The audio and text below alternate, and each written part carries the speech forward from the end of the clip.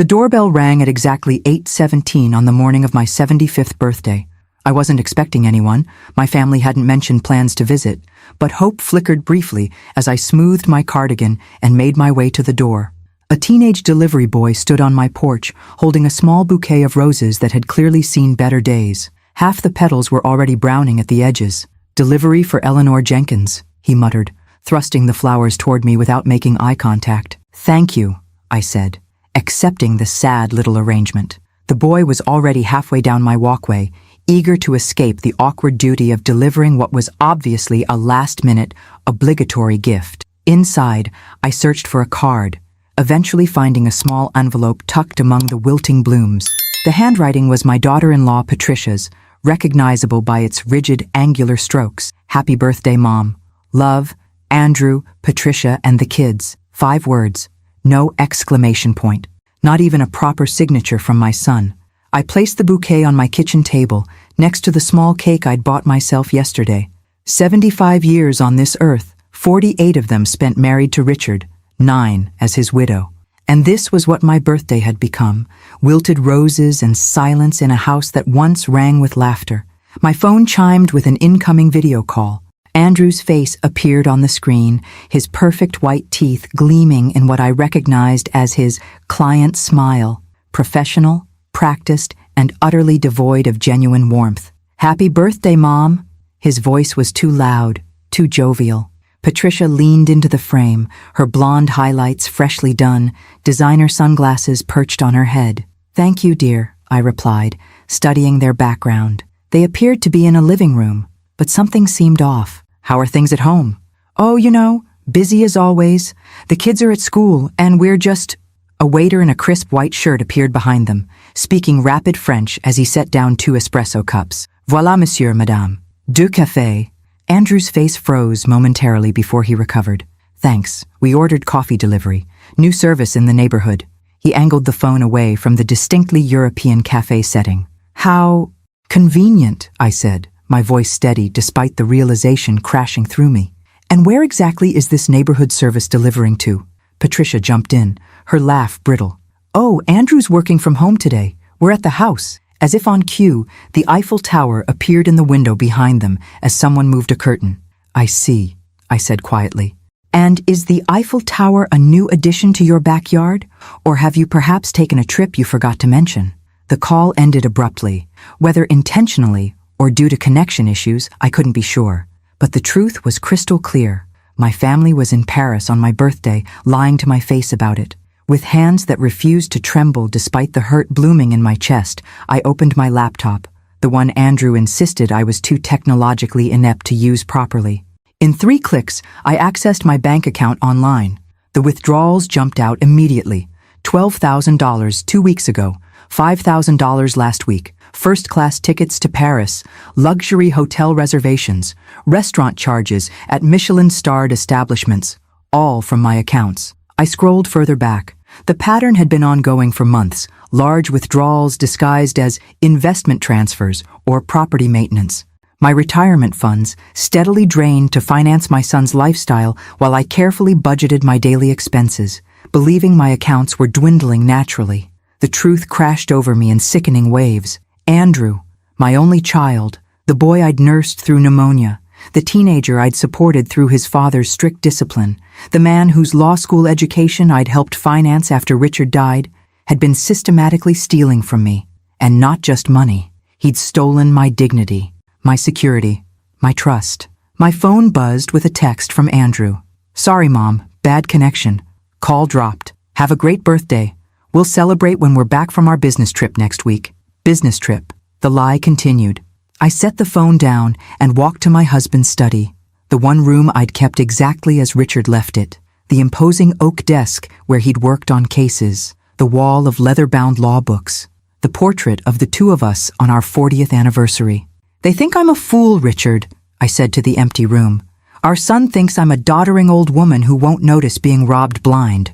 I ran my fingers along the spines of Richard's books, first editions of legal classics, some worth thousands. Books Andrew had dismissed as dusty old things when he'd suggested selling the house. Behind the complete set of Justice Holmes's opinions, I found what I was looking for. the small key Richard had given me before his death. "When you turn 75, Ellie," he'd said, his voice weak but his eyes still sharp. "Not a day before, promise me." I'd promised, not understanding then why the specific age mattered. Now, as the betrayal of my son burned cold in my chest, I finally knew it was time. The small wall safe behind Richard's portrait clicked open, revealing a sealed envelope with my name written in my husband's distinctive script, along with a flash drive and a business card for someone named Victor Harmon, federal prosecutor, retired.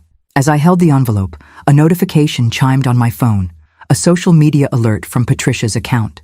With trembling fingers, I opened it to find a photo of my family, Andrew, Patricia, my teenaged grandchildren, and even Patricia's mother, raising champagne glasses on a Seine River cruise. The caption read, "Finally taking that European vacation we've always dreamed of. Best trip ever. Family time." My 75th birthday lunch, a sandwich I'd made myself, sat forgotten on the kitchen counter as I broke the seal on my husband's letter. Whatever Richard had planned, whatever protection he'd put in place, the time had come. They thought they were dealing with a helpless old woman. They were about to discover how wrong they were. If you're already feeling outraged by this family's betrayal, hit that subscribe button right now. You won't want to miss what happens next in Eleanor's journey for justice. My hands trembled as I unfolded the pages of Richard's letter, his familiar handwriting bringing him back to me so vividly I could almost smell his sandalwood aftershave. "My dearest Eleanor, if you're reading this, you've reached your 75th birthday, and I've been gone for some time. I pray these years without me have been gentle to you. Knowing our son as I do, however, I fear they may not have been." I sank into Richard's leather chair, my heart pounding. Andrew has always been bright but weak, easily influenced by status and money. Patricia only accelerated these tendencies. I watched him changing during my final years, saw how he looked at our assets rather than at us, the way he calculated what we had instead of valuing who we were. "I've made arrangements, Ellie, protections I couldn't tell you about while I lived because I needed Andrew to believe he had access to everything. The accounts he's been managing since my death contain only a fraction of our true estate." My breath caught. What was Richard saying? The collection of first editions in my study that Andrew always dismissed as worthless old books? They're insured for $4.3 million. The small property in the Berkshires that we purchased under my mother's maiden name? Worth another $2 million in today's market. The investment portfolio managed by Victor Harmon, whose card is enclosed, currently valued at approximately $8 million. None of this appears in the will Andrew believes is final. None of it is accessible through the accounts he's been managing for you. I pressed a hand to my mouth, shock coursing through me. Richard, my methodical, justice-driven husband, had created a shadow estate, one Andrew knew nothing about. I specified that Victor should reveal this to you only when you turned 75, an age I calculated would force Andrew to show his true character. If I've gauged our son correctly, by now he will have begun systematically draining what he believes is your entire net worth, confident you're too trusting or confused to notice. Tears spilled down my cheeks, not of sadness, but of vindication. Richard had seen it coming. He'd known our son better than I had allowed myself to. Contact Victor immediately. He has all the documentation necessary to revoke Andrew's access to your accounts and to initiate legal proceedings if necessary. The flash drive contains detailed records of every transaction from our accounts for the past 15 years, cataloged with my usual attention to detail. I'm sorry for this elaborate deception, my love. I hoped Andrew would prove me wrong. If he has been a devoted son, caring for you as we raised him to do, then perhaps you'll never need to read these words. But, if not, remember that steel in your spine that first drew me to you, Ellie. The quiet intelligence that so many mistook for passivity. Now is the time to show them who you've always been. Forever yours, Richard. I set the letter down, my mind racing. All these years I'd believed I was living on limited funds, carefully budgeting what remained of Richard's judicial pension and our modest savings. Meanwhile, Andrew had been siphoning from even that reduced amount, leaving me to deny myself small comforts while he and Patricia took luxury vacations with my money. And all along, a fortune had been waiting, protected by Richard's foresight. I picked up Victor Harmon's card, studying the embossed lettering. According to the date on Richard's letter, this man had been silently managing millions on my behalf for 9 years, waiting for this precise day. My phone buzzed again, another social media notification. This time, it was my grandson Jason posting a photo from the Louvre, posing mockingly next to a statue of an elderly woman. His caption, "Found Grandma's long-lost twin. Old lady vibes. European vacay." The casual cruelty struck deep. I taught Jason to read, had attended every baseball game even when Andrew and Patricia were too busy, had helped him with his college applications just last year. And this was how he saw me, as nothing more than an old woman to be mocked, whose resources were there for his taking. I reached for my phone and dialed the number on Victor's card. A deep, measured voice answered on the second ring. "Eleanor Jenkins, I presume. I've been expecting your call." "You have?" "For 9 years, Mrs. Jenkins. Your husband was very specific about the date." There was a pause. "I take it you've read Richard's letter?" "Yes," I said, my voice growing stronger. "And I need your help." "Of course. Richard prepared for this extensively. I suggest we meet as soon as possible. There are documents requiring your signature, accounts to be transferred solely to your control, and several matters requiring immediate attention. How soon can we meet?" "I can be at your home in an hour, if that suits you." An hour. After 9 years of being slowly robbed by my own child, things would begin changing within an hour. "There's something else," I said, making a swift decision. "I need a forensic accountant, someone who can trace exactly what's been taken and how it's been spent." "Already arranged," Victor replied, and I could hear the smile in his voice. Richard thought of everything. His instructions were most specific about what to have prepared for your 75th birthday. After hanging up, I returned to Richard's study and began examining the bookshelves with new eyes. First editions, many signed, collected over decades of careful acquisition. Books Andrew had repeatedly urged me to donate or sell at garage sale prices to declutter. My laptop pinged with an email notification. Andrew, sending a brief birthday message with a photo of the family at dinner in what appeared to be an elegant Parisian restaurant. My grandchildren wore new outfits I'd never seen. Patricia displayed a gleaming diamond bracelet, and Andrew sported an expensive watch that probably cost more than I allowed myself for 6 months of living expenses. "Wish you were here, Mom," the message concluded, the insincerity palpable even through the screen. I smiled thinly at the irony. They had no idea that I would be there, not physically, but through the financial reckoning that was about to rain down upon their stolen holiday. The doorbell rang precisely an hour after my call. Through the window, I saw a distinguished man in his 60s standing on my porch, silver-haired and carrying a leather briefcase that looked as expensive as it was worn. Victor Harmon had arrived, and with him, the first step toward justice. Before I continue, don't forget to enter our exclusive story group where you'll get access to bonus content without ads, delivered straight to your phone even without internet. Just check out the pinned comment below to join our community of listeners. As I opened the door to greet Victor, I felt Richard's presence beside me, urging me forward. The time for being the overlooked, underestimated elderly mother was over. Eleanor Jenkins, librarian, curator, judge's wife, and evidently millionaire, was about to show her family exactly who they had been stealing from. "Your husband was a remarkable man, Mrs. Jenkins." Victor Harmon spread documents across my dining room table with practiced precision. His legal mind was unparalleled, but it was his insight into human nature that truly set him apart. I studied the papers before me.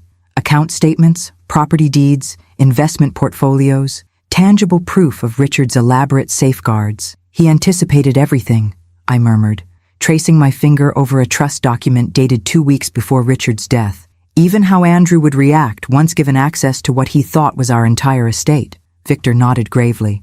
"Judge Jenkins contacted me 11 years ago with concerns about your son's financial behavior. He'd noticed small discrepancies, insignificant amounts being diverted from accounts Andrew had begun helping with. The betrayal had started even before Richard died. The knowledge settled like ice in my stomach. The judge was extremely methodical," Victor continued. "He began transferring assets to sheltered accounts, creating the trust under my management, and documenting every suspicious transaction." He tapped a folder. "The evidence is extensive and damning." My throat tightened. "My own son. I'm afraid the financial abuse of elderly parents is distressingly common, Mrs. Jenkins. Even in families one would never suspect. Victor's professional demeanor softened slightly.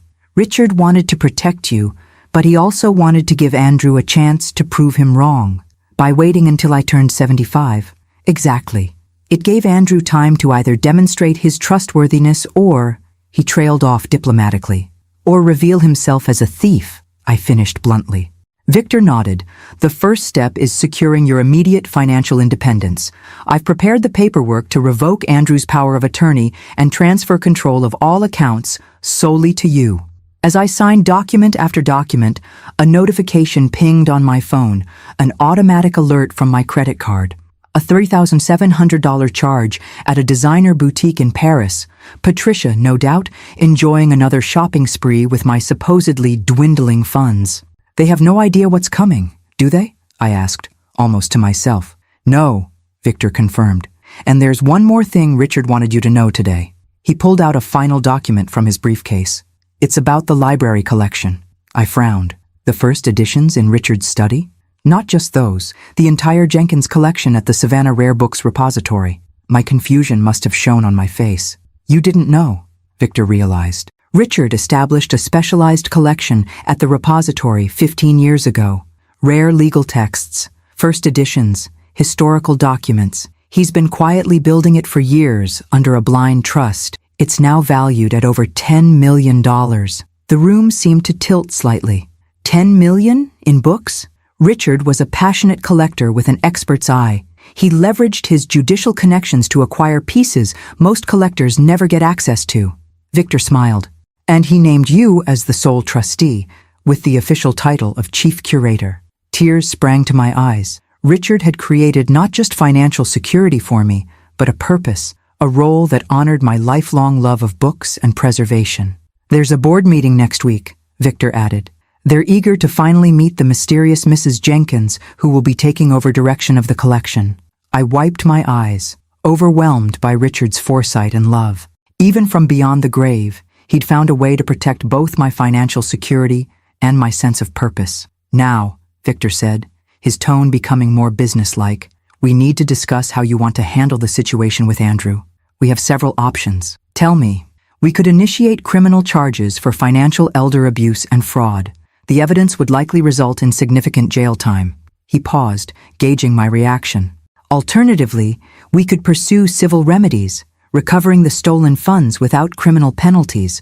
Or, I prompted, or you could confront him privately first, with the evidence in hand, and decide your course of action based on his response. I considered the options carefully, thinking of the grandson who mockingly compared me to an ancient statue, the daughter-in-law who sent wilted flowers as an afterthought, and the son who had been systematically stealing from me for years. But I also thought of the little boy Andrew had once been, holding my hand as we walked through the park, looking up at me with Richard's eyes. I want to see his face, I decided, when he realizes what Richard knew, what I know. I want to see if there's anything left of the son we raised. Victor nodded. A confrontation, then. We should prepare carefully. As we strategized, another notification lit up my phone. Andrew posting a family photo from the Eiffel Tower with the caption, "Making memories that will last a lifetime. Family first." The irony would have been laughable if it weren't so painful. A knock at the door interrupted our planning. I opened it to find a petite woman with silver-streaked dark hair and sharp eyes that missed nothing. "Mrs. Jenkins? I'm Diana Reeves, the forensic accountant Victor engaged." She hefted a laptop bag. "I understand we have some financial discrepancies to investigate." I welcomed her in, introducing her to Victor. Diana wasted no time, setting up her computer and connecting a small device to my laptop. "This will extract the banking records and transaction history," she explained.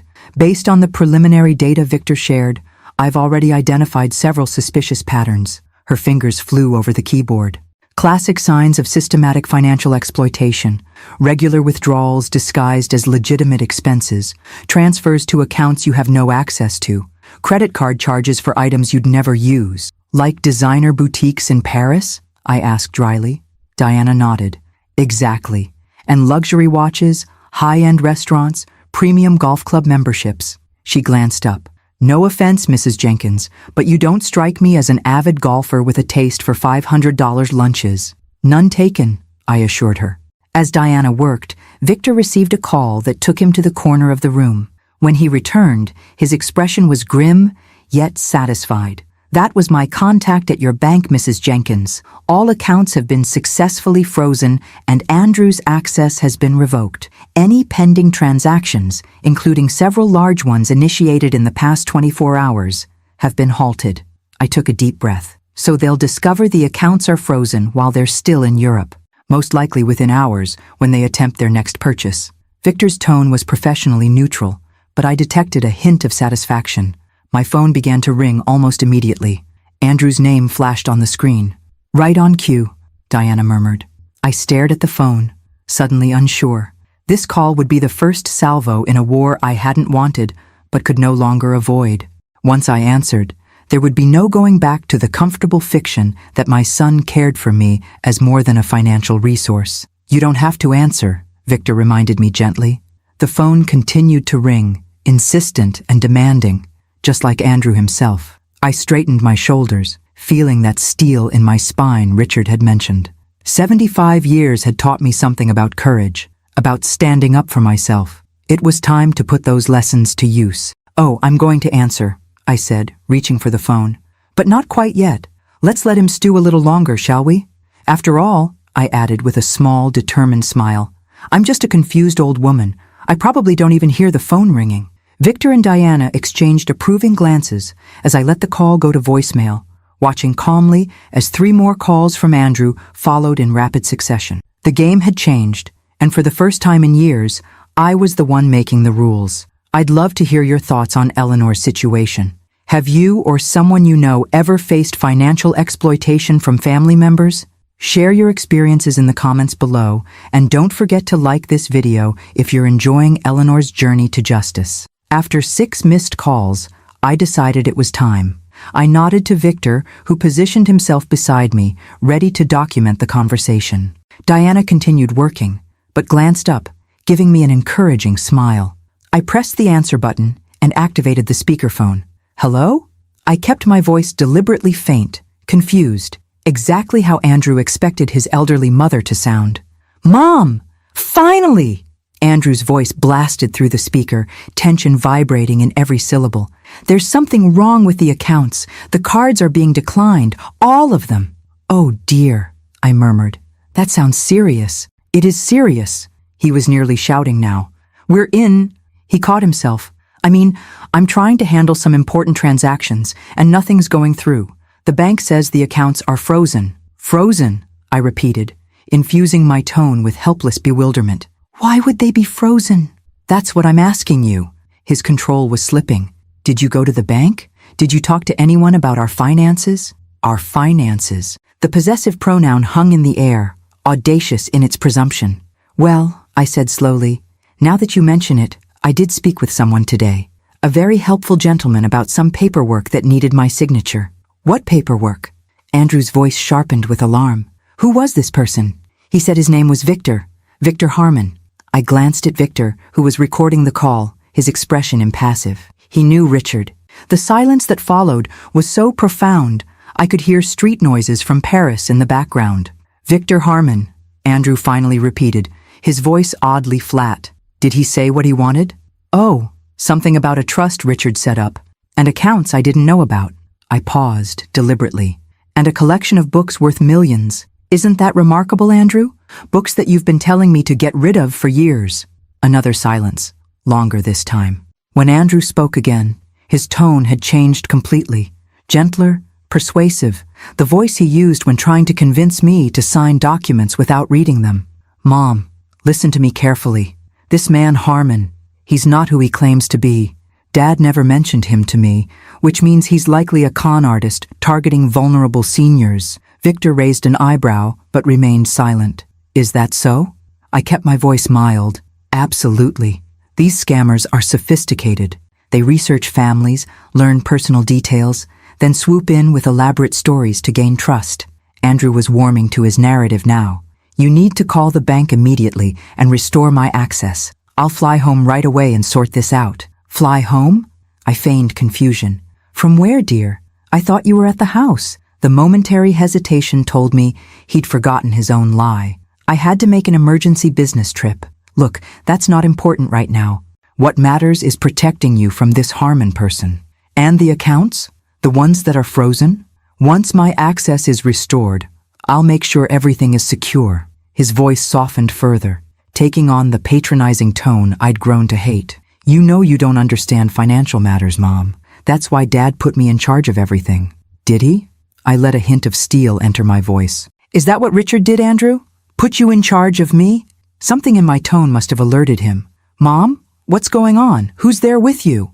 As it happens, Victor Harmon is still here, along with Diana Reeves, a forensic accountant who's been tracking every penny you've stolen from me over the past 9 years. The sharp intake of breath was audible even through the phone's speaker. Mom, you're confused. No, Andrew. For the first time in years, I'm seeing with perfect clarity. I straightened in my chair, abandoning the frail old lady act entirely. Did you enjoy the Louvre today? And Patricia's shopping spree at Chanel? The charges came through just before Victor froze the accounts. This is absurd. You're clearly being manipulated by these people. These people, as you call them, were appointed by your father. Richard saw what you were becoming. He anticipated every move you'd make. Andrew's voice turned cold. Whatever you think you know, I know exactly how much you've taken, I interrupted.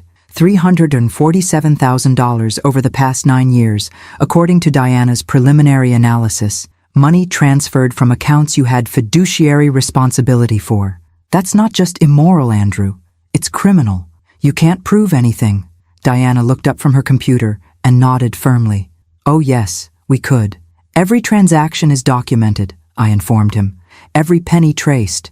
Richard was methodical that way, a trait you clearly failed to inherit. Patricia's mother needs medical treatments, he said suddenly, shifting tactics.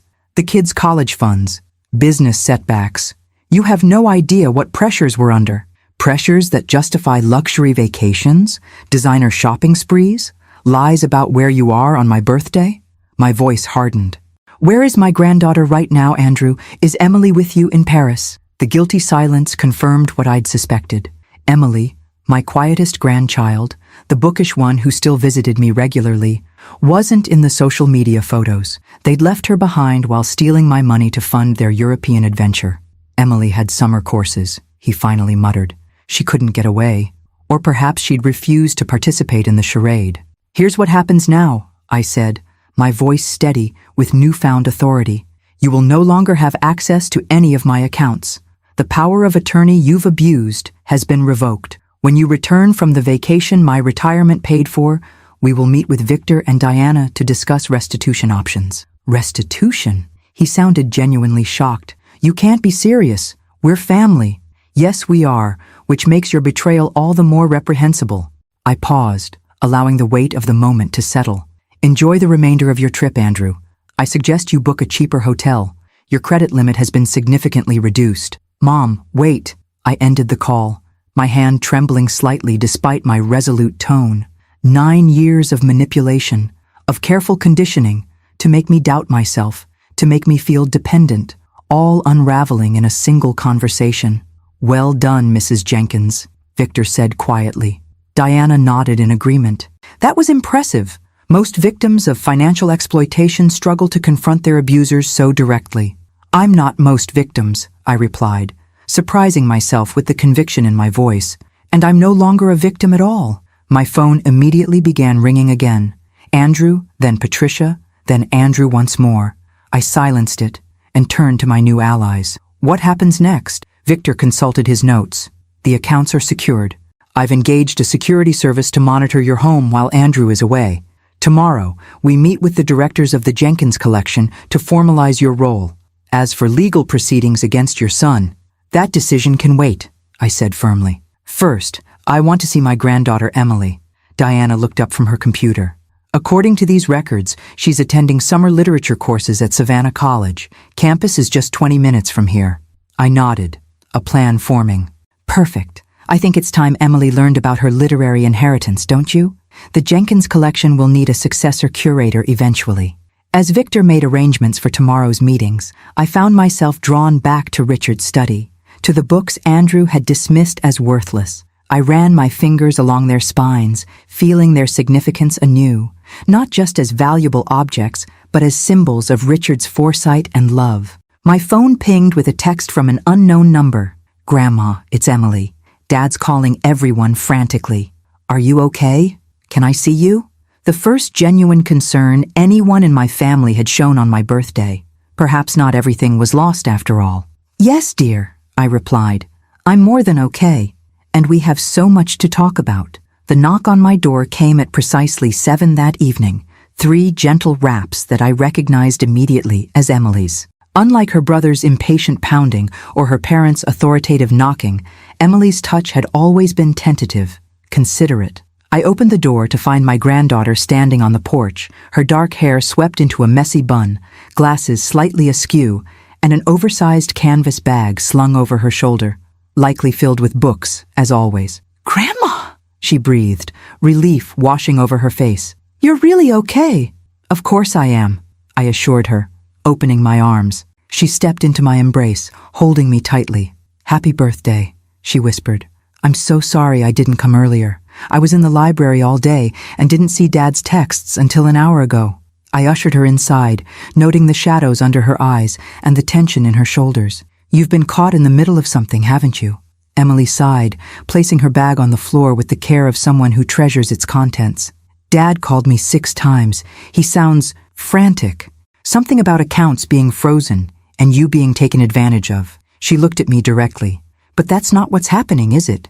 "No," I confirmed, guiding her to the living room where tea awaited. Quite the opposite, in fact. As we settled on the sofa, I studied my granddaughter's face, so like Richard's, with the same thoughtful eyes and determined chin. Of all my grandchildren, Emily had inherited not just his features, but his character, his integrity, his love of books, his quiet passion for justice. "They're in Paris," she said suddenly. "All of them.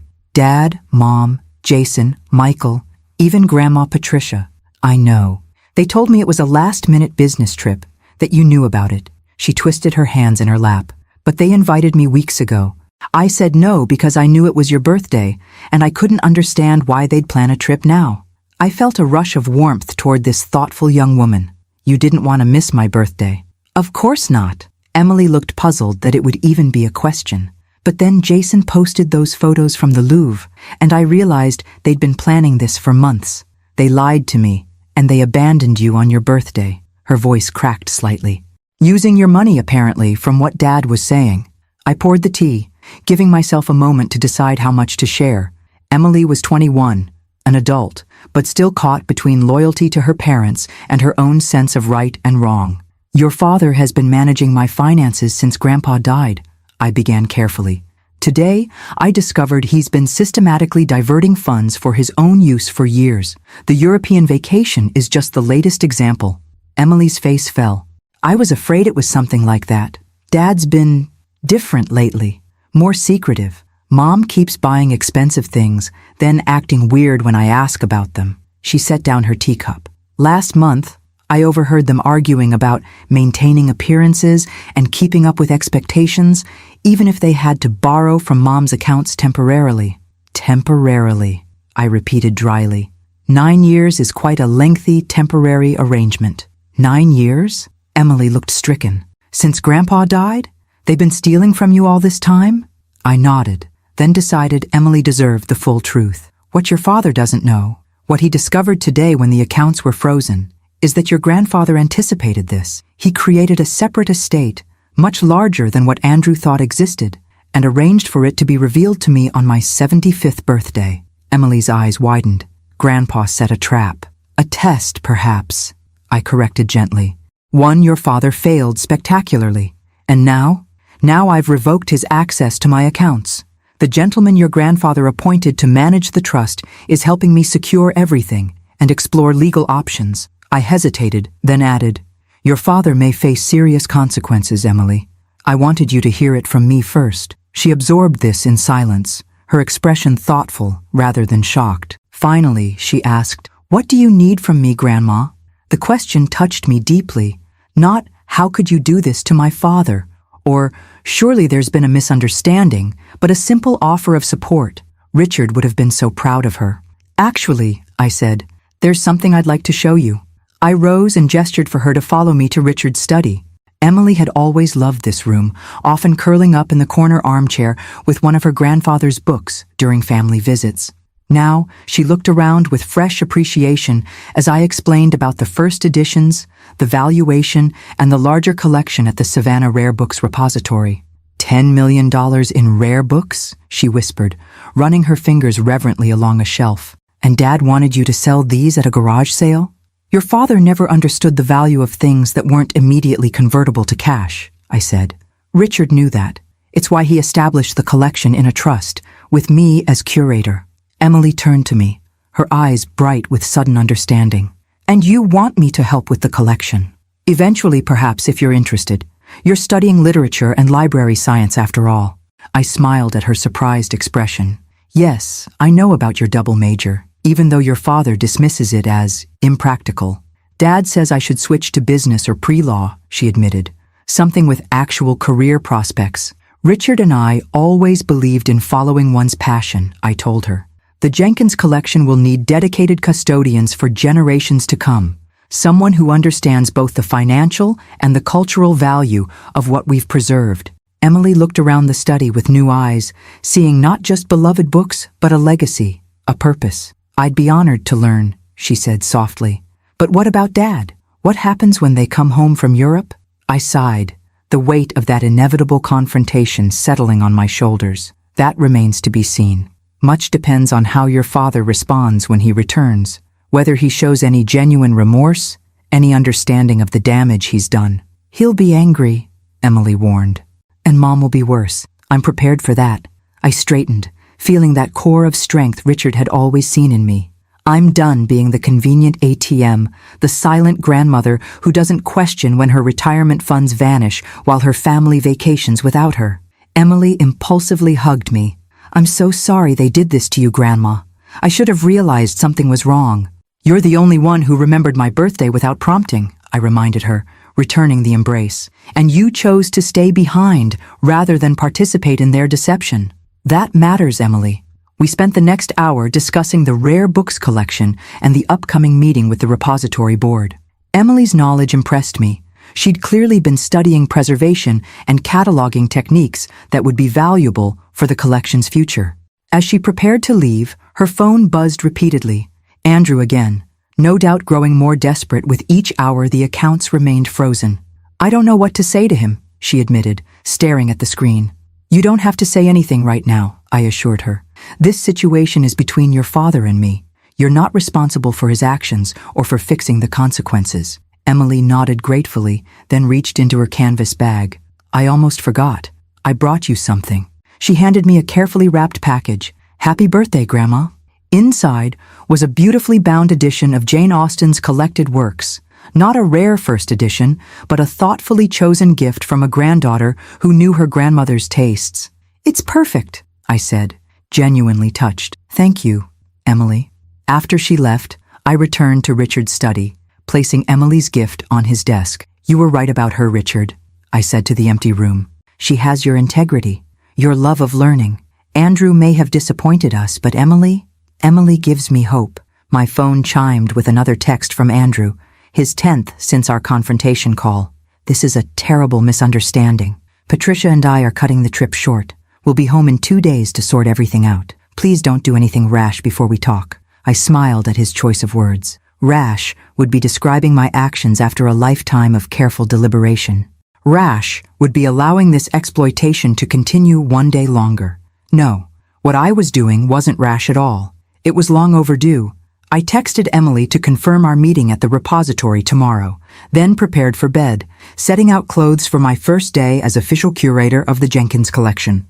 After decades of putting everyone else's needs before my own, it was time to step into the role Richard had crafted so carefully for me, not just as guardian of his financial legacy, but as steward of something far more valuable: knowledge, history, culture. Andrew and Patricia would return in 2 days, expecting to find a confused old woman easily manipulated back into compliance. Instead, they would meet Eleanor Jenkins, curator and trustee, a woman reclaiming her power after years of calculated diminishment. Let them come. I was finally ready. The Savannah Rare Books repository was housed in a stately Georgian building downtown. its red brick exterior giving little indication of the treasures within. As Victor escorted Emily and me through the imposing oak doors, I felt a strange mixture of anticipation and trepidation. This collection, worth millions, curated secretly by Richard for years, had been waiting for me all this time. Mrs. Jenkins, what an honor to finally meet you. The repository's director, Dr. Harriet Simmons, greeted us warmly. Judge Jenkins spoke of you often during our acquisitions meetings. Acquisitions meetings? I repeated, surprised. Richard came here regularly? At least monthly for 15 years, Dr. Simmons confirmed. He had an exceptional eye for rare legal texts and first editions. The Jenkins collection is one of our crown jewels. She led us through security doors into a climate-controlled room where display cases held illuminated manuscripts and leather-bound volumes. At the entrance, a discreet brass plaque read, "The Richard and Eleanor Jenkins Collection of Rare Legal and Literary Works." My name. He'd included my name all along. "This way, please, Dr." Simmons guided us to a mahogany door marked Private Collection.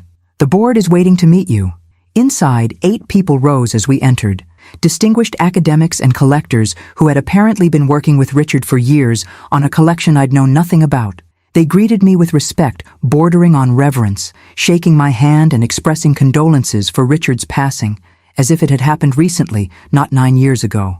"We've maintained everything according to the judge's specifications," explained an elderly gentleman who introduced himself as the board treasurer. "Waiting for the day you would assume your role as chief curator." "My 75th birthday," I murmured, the significance of the date finally clear. Richard hadn't just been protecting our assets from Andrew. He'd been preparing a purpose for me, a reason to stay engaged with the world after he was gone. "Exactly," Dr. Simmons confirmed. The judge was quite specific. The collection would remain under interim management until you turned 75, at which point full curatorial control would transfer to you. "But I'm not a rare books expert," I protested. Dr. Simmons smiled. "The judge said you'd say that. He also said you were being modest. You have a master's degree in library science, Mrs. Jenkins. You managed the university's special collections department for 15 years before retiring." "That was decades ago," I said, though I felt a flush of pleasure that Richard had remembered my early career with such pride. After our children were born, I'd stepped back to part-time cataloging work, eventually leaving the field entirely to support Richard's judicial career. "Knowledge like yours doesn't disappear," Dr. Simmons assured me, and the judge established a substantial operational fund to provide whatever expert assistance you might need. As the meeting progressed, I learned the full scope of what Richard had created, not just a valuable collection, but an educational foundation that sponsored research fellowships, preservation initiatives, and public programming around rare books and legal history. Emily sat beside me, absorbing everything with shining eyes. When Dr. Simmons mentioned the collection's need for a long-term succession plan, she glanced meaningfully at my granddaughter. "The judge mentioned your granddaughter Emily might someday be interested in carrying on the family legacy," she noted. "We'd be delighted to establish an internship if that appeals to you, young lady." Emily's face lit up. "It would be an honor," she said, looking to me for approval. I nodded, my heart full. While Andrew had been systematically stealing my retirement funds, Richard had been building this, a meaningful legacy for both of us, and potentially for Emily as well. After the board meeting, Dr. Simmons gave us a private tour of the collection's highlights: rare first editions of legal precedents, signed copies of famous judicial opinions, literary works that had influenced legal thought throughout history. "And this," she said, stopping before a glass case in the center of the main room, "is the collection's centerpiece." Inside lay a small, leather-bound volume that looked unremarkable until I read the display card. First printing of Common Sense by Thomas Paine, 1776, inscribed by John Adams to Alexander Hamilton. "This is," I breathed, unable to find adequate words. "Worth approximately $2 million, Dr. Simmons confirmed. Judge Jenkins acquired it at auction 7 years ago, outbidding several major museums. After he died," I whispered, stunned by the revelation. Dr. Simmons nodded. "The judge established autonomous purchasing authority for the collections trust with instructions that certain acquisitions should proceed even after his passing. He was building something meant to last generations, Mrs. Jenkins." Emily pressed closer to the glass, her expression reverent. Grandpa bought this knowing he'd never see it in the collection?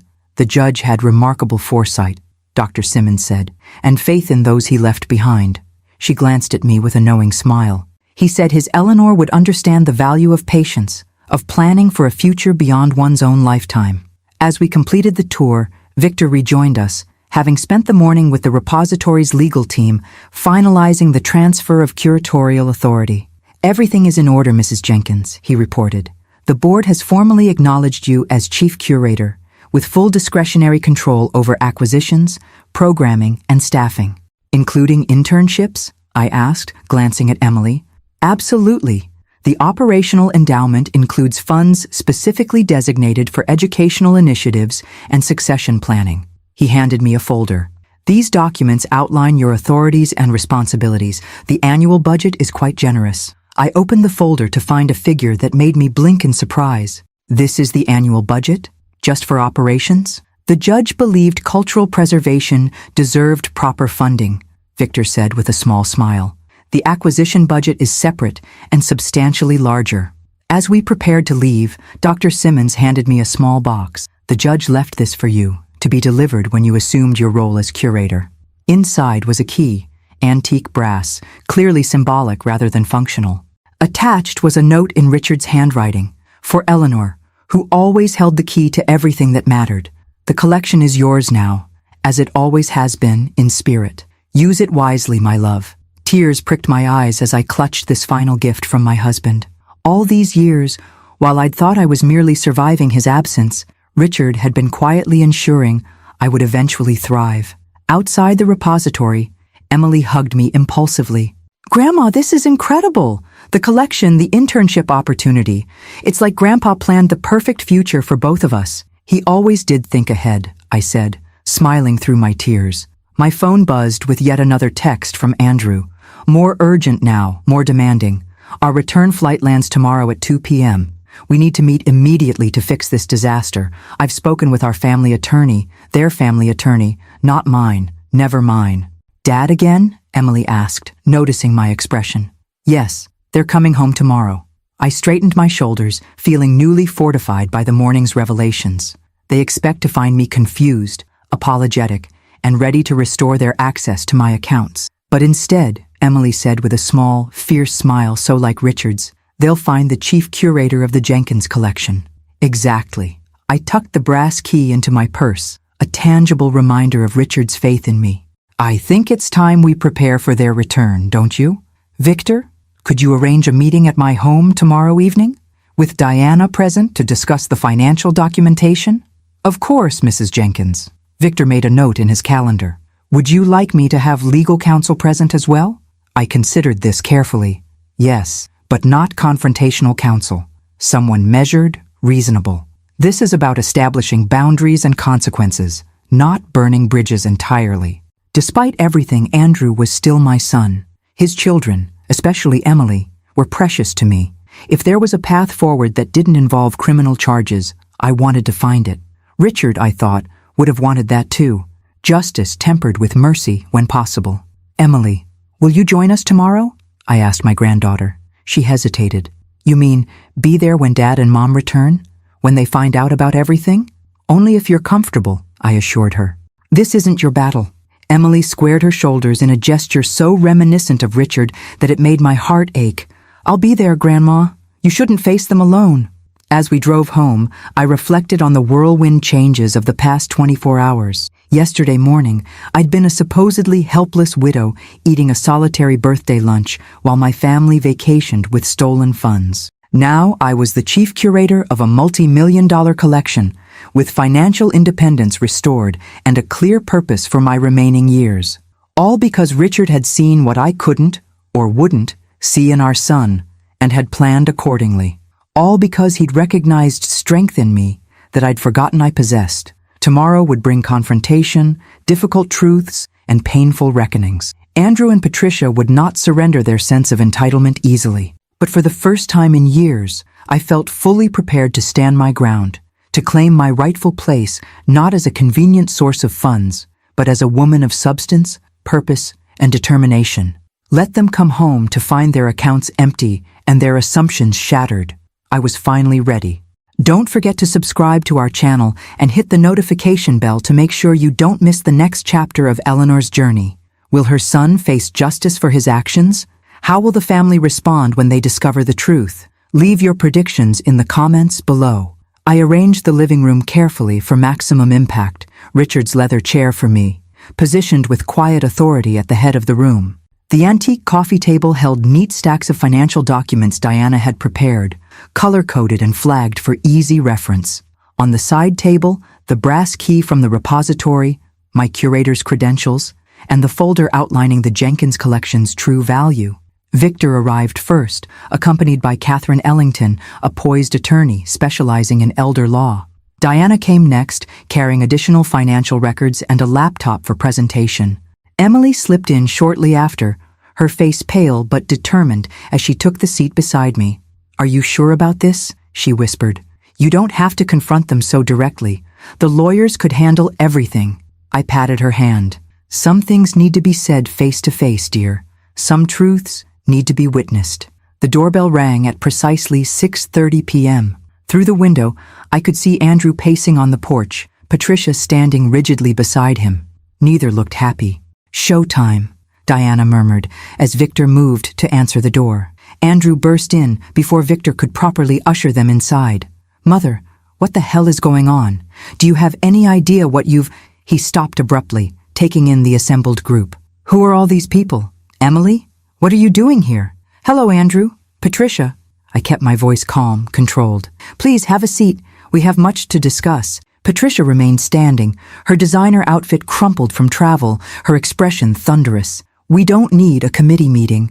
We need you to fix whatever you've done to our accounts." "Your accounts?" Diana raised an eyebrow, opening her laptop. "Perhaps we should clarify ownership before proceeding." "Who is this?" Andrew demanded, gesturing dismissively at Diana. "Diana Reeves, forensic accountant," she replied coolly. "I've been analyzing the systematic financial exploitation of your mother over the past 9 years. Please, sit. My presentation includes visual aids you might find illuminating." The color drained from Andrew's face. "Mother, this is ridiculous. Whatever these people have told you." "These people," I interrupted firmly, "have told me nothing I didn't verify myself. The documentation speaks for itself. 9 years of unauthorized transfers, misappropriated funds, fraudulent representation. Fraud is a serious accusation," Patricia snapped, finally sinking onto the sofa. "We've been managing your finances for your own protection. Is that what you call it?" I nodded to Diana, who turned her laptop to display a chart tracking withdrawals against luxury purchases. "Managing my finances by spending $43,000 on jewelry last year? Or $27,000 on golf club memberships? Or perhaps the $93,000 European vacation was a necessary expense for my protection?" Andrew's face flushed. "We've been under financial pressure, business setbacks, the kids' education." "The children's education funds were fully funded years ago," Victor interjected. "Judge Jenkins established those trusts separately, as you well know." "Who exactly are you?" Patricia demanded. "Victor Harmon. I've managed the Jenkins Trust for the past 15 years at Judge Jenkins' request." Andrew's expression shifted from defiance to confusion. "What Jenkins Trust? Dad's estate was settled years ago." "The visible portion?" "Yes." I leaned forward. "Your father anticipated this situation, Andrew. He saw what you were becoming, what you'd already begun to do even while he was alive. That's absurd." But uncertainty crept into his voice. Catherine Ellington spoke for the first time, her tone professionally detached. "Judge Jenkins established a separate trust containing the bulk of his assets, designated to remain under Mr. Harmon's management until Mrs. Jenkins's 75th birthday." She slid documents across the table. "These records confirm the judge's concerns about potential financial exploitation were well-founded." Andrew stared at the papers without touching them. "This can't be legal." "It's entirely legal," Catherine assured him, "as is the evidence Ms. Reeves has compiled regarding your misappropriation of funds from the accounts you did control. That evidence could support criminal charges for financial elder abuse, fraud, and theft." Patricia gasped. "Criminal charges? Over family finances? Eleanor, you can't be serious." "I've never been more serious," I replied, meeting her gaze steadily. "You've stolen over $340,000 from me. used my retirement to fund your luxuries, and left me to eat a sandwich alone on my birthday while you toured Paris with my money. Emily shifted beside me, her voice quiet but firm. I saw the social media posts, Dad. You were all there. You, Mom, Jason, Michael, even Grandma Patricia. Everyone except me, because I refused to lie about where you were going. Andrew turned to his daughter, desperation creeping into his expression. Emily, you don't understand. This is a family matter that's being blown completely out of proportion. I understand perfectly, Emily replied. I understand that you've been stealing from Grandma for years, that you left her alone on her birthday, that you lied to everyone, including me. Patricia's careful composure cracked slightly. We didn't steal anything. We were managing Eleanor's money for her own good.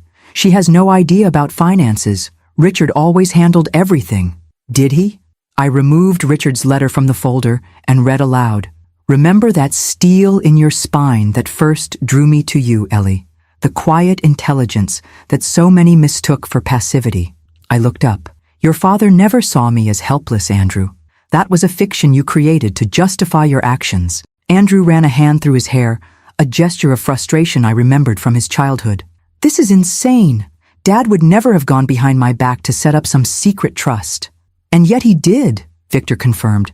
The judge was extremely thorough in his preparations. He documented his concerns, established the trust with ironclad legal protections, and arranged for everything to be revealed to Mrs. Jenkins at precisely the right moment. The moment when you showed your true character, I added quietly. Andrew stared at me, naked calculation replacing his initial shock. So there's more money. Fine. That's actually good news for all of us, isn't it?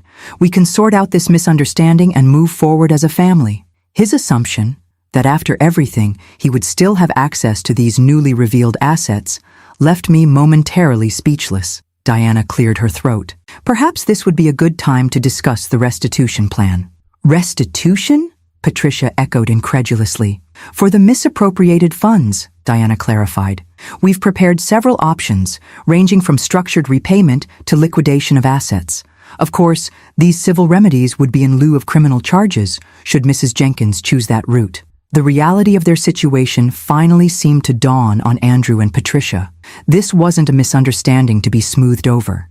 This was accountability with real consequences. You can't be serious, Andrew said, his voice hollow. We're your family. Yes, you are, which made your betrayal all the more painful. I straightened in Richard's chair, feeling his presence supporting me. Here's what happens now. You will sign the restitution agreement Catherine has prepared, committing to repay every dollar you've taken. You will relinquish any claim to managing my finances or accessing my accounts. And you will acknowledge, in writing, what you've done. Or what? Patricia challenged, though her voice lacked conviction. Or I'll file criminal charges, I said simply.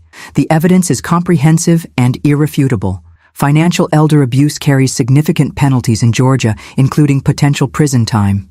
The silence that followed was deafening. Mom, Andrew finally said, a note of pleading entering his voice for the first time. We're still your family, despite everything. Surely there's a better way forward than legal agreements and threats. I agree, I said, surprising him. A better way would have been honesty, respect, and genuine care for my well-being. That option was always available to you, Andrew. For 9 years, you chose differently. Emily spoke up unexpectedly. Grandma has offered you a path that keeps you out of prison, Dad. That's more generous than most people would be in her position. Andrew turned to his daughter with a look of betrayal. You're taking her side? I'm taking the side of truth, Emily replied steadily. And basic human decency. Catherine slid the restitution agreement across the table. You have 24 hours to review and sign this document. After that, Mrs. Jenkins will pursue alternative remedies. Andrew stared at the document without touching it. And if we sign, what then? Then we attempt to rebuild some form of relationship if possible, I said, my voice softening slightly. With clear boundaries and expectations. I don't want to lose my family, Andrew. But I won't be exploited by them either. Patricia stood abruptly. This is extortion. We need to speak with our own attorneys before signing anything. By all means, Catherine said smoothly, though I should mention that my firm has already prepared a criminal complaint, ready to file if necessary. The 24-hour window is firm. As Andrew and Patricia moved toward the door, I called after them. One more thing. They paused, turning back reluctantly. I've been appointed chief curator of the Jenkins collection at the Savannah Rare Books Repository. The position comes with significant responsibilities that will keep me quite busy. Emily has accepted an internship there as well. The blank incomprehension on their faces would have been comical under different circumstances. The Jenkins collection, I repeated, worth approximately $10 million. Another part of your father's legacy you knew nothing about. Andrew's expression crumpled. $10 million in books, while we've been struggling with expenses? The irony isn't lost on me, I acknowledged, though your struggles seem to have accommodated first-class travel and five-star hotels quite comfortably. After they left, the room fell silent. Emily reached for my hand, squeezing it gently. You were amazing, Grandma. Victor nodded in agreement. Judge Jenkins would have been proud. You handled that with remarkable composure. I released a shaky breath, the adrenaline of confrontation finally ebbing. Do you think they'll sign? They'd be fools not to, Diana said pragmatically. The alternative is public humiliation and possible criminal conviction. Andrew has always been practical when his own interests are at stake, I said, remembering the calculating look that had replaced his initial shock. He'll sign. As our legal team packed up their materials, I found myself drawn once again to Richard's study. The room felt different now, not a shrine to the past, but a bridge to the future he had so carefully laid out for me. You saw it all coming, didn't you? I murmured to his portrait. The exploitation, the lies, even my eventual need for purpose beyond family obligations. Emily appeared in the doorway. Grandma? Are you okay? I smiled at my granddaughter, this unexpected ally who represented hope for the next generation. I'm better than okay, dear. For the first time in years, I feel fully alive. What happens tomorrow? After they sign? We begin again, I said simply, with truth as our foundation this time. It won't be easy, but nothing worthwhile ever is. Emily nodded thoughtfully. Grandpa used to say that, about things worth having being worth fighting for. He was right about so many things. I touched the brass key from the repository, this tangible symbol of Richard's faith in me. Now, shall we review those catalog records for your internship? The Jenkins collection won't curate itself, after all. 1 year later, I stood in the grand hall of the Savannah Rare Books Repository, surveying the elegant space transformed for tonight's gala. Crystal chandeliers cast a warm glow over displays of literary treasures. White-gloved attendants offered champagne to distinguished guests, academics, collectors, and Savannah's cultural elite. At the center of it all, the newly expanded Jenkins collection, now including recent acquisitions I'd personally selected. Grandma, the mayor just arrived. Emily appeared at my elbow, resplendent in a midnight blue gown, her curator's badge gleaming. And Dr. Simmons wants to confirm you're ready for the dedication ceremony. Tell her I'll be right there. I smoothed my own gown, emerald silk that had cost more than I would have dreamed of spending a year ago, back when I was budgeting every penny while my son drained my accounts. So much had changed since my 75th birthday. Mrs. Jenkins, you've outdone yourself. Victor Harmon approached, looking distinguished in his tuxedo. The repository board is beyond pleased with the collection's expansion under your curatorship. Richard laid the groundwork, I said modestly. I'm merely building on his vision. You've done far more than that, Victor countered. The educational initiatives, the fellowship program, the digital preservation project, all your innovations. The judge would be immensely proud. My gaze drifted to the far corner of the room, where Andrew stood with Patricia, both looking uncomfortable in formal attire. They'd signed the restitution agreement exactly 1 year ago today, avoiding criminal charges, but committing to structured repayment of every dollar they'd taken. The past year hadn't been easy for them. Andrew's law practice had suffered when rumors of his financial misconduct circulated. Patricia had been forced to downsize her social commitments as their finances contracted. The European vacation had become a distant memory as they faced the reality of living within legitimate means. Are you ready to speak with them?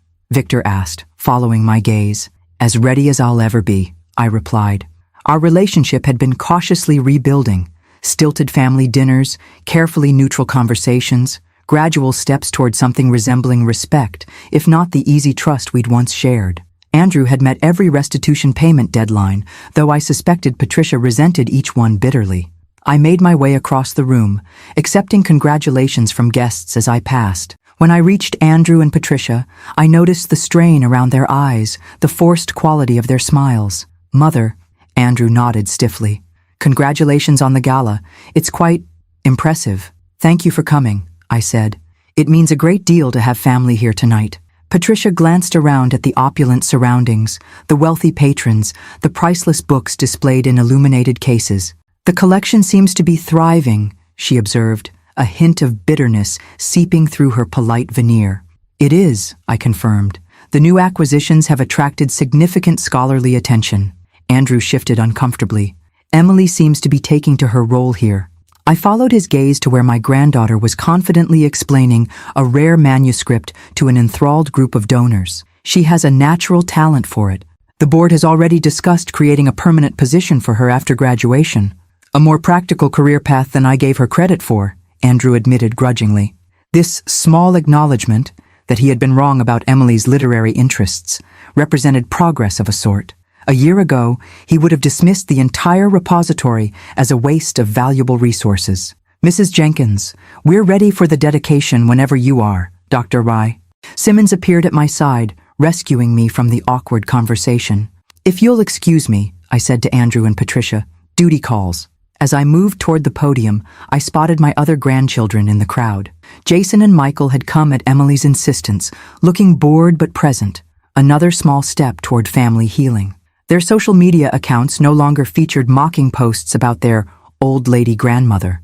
Whether from newfound respect or simple self-preservation, I couldn't be sure, but I chose to view it as progress. The crowd quieted as I took my place at the podium, the brass key from Richard's gift hanging from a chain around my neck, both accessory and symbol. "Distinguished guests, colleagues, friends," I began, my voice steady and clear. 1 year ago today, the Jenkins collection entered a new chapter when I assumed the role of chief curator. Tonight, we celebrate not just the expansion of our holdings, but the broader mission Judge Richard Jenkins envisioned when he established this collection 15 years ago.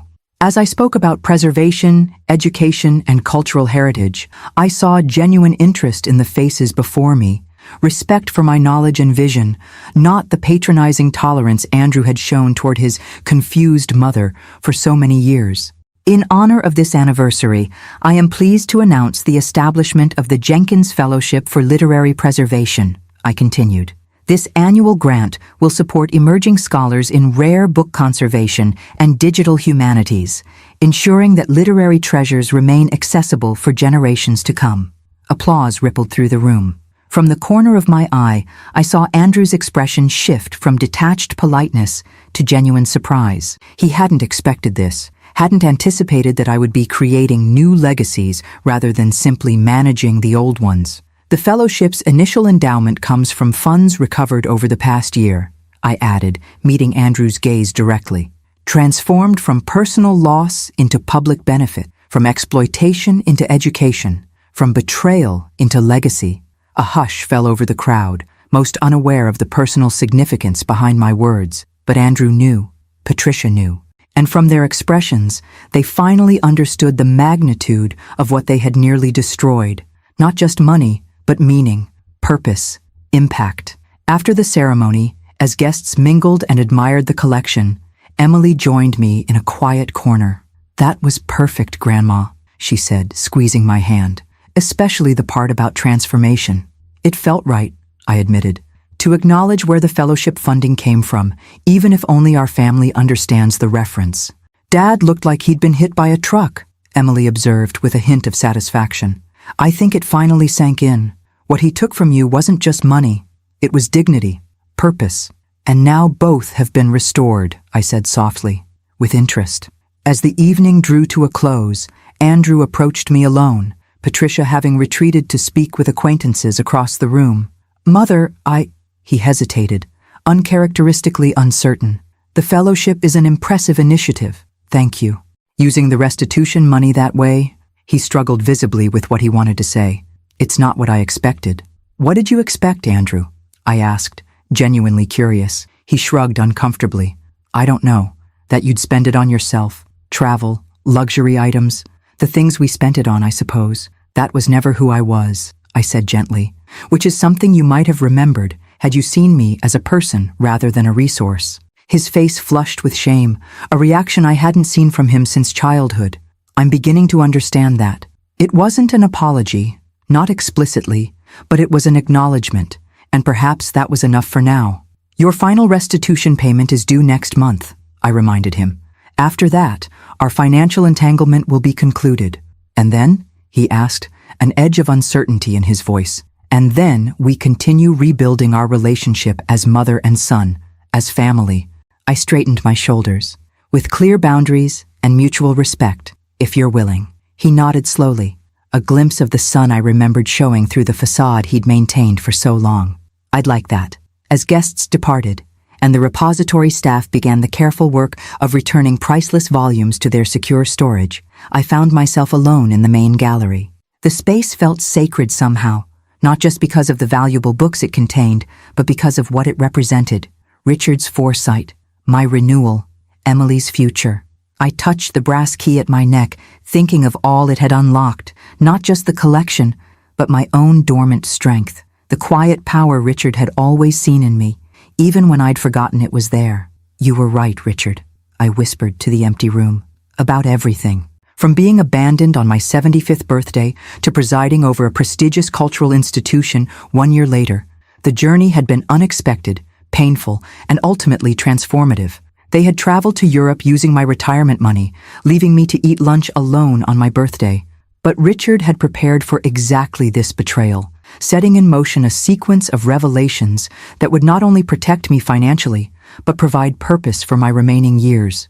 As I gathered my things to leave, Emily appeared in the doorway. Ready, Grandma? The car's waiting. Yes, I smiled, taking one last look at the collection. My collection now, in every sense. I'm ready. Outside, the warm savannah night welcomed us, stars bright in the clear sky.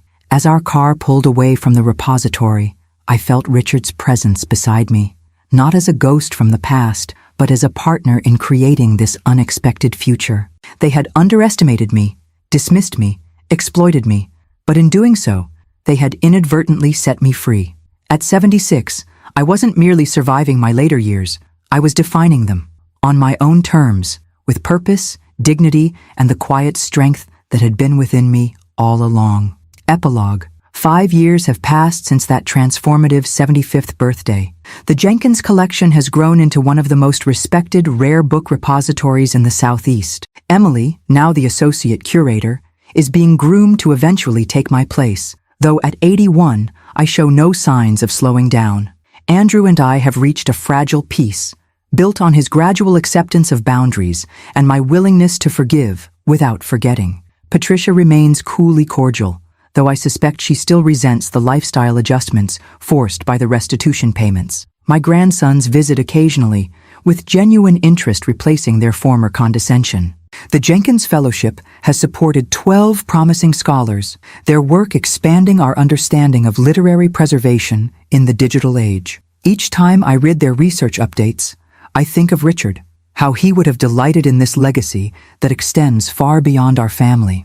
Last month, I received an unexpected letter from the National Book Foundation, nominating me for a Lifetime Achievement Award in Preservation and Education. The ceremony will be held on my 82nd birthday, a fitting symmetry that brings my journey full circle. When I stand at that podium to accept the award, I will wear Richard's key around my neck and carry with me the wisdom of these extraordinary years. That age is not an ending, but a transformation.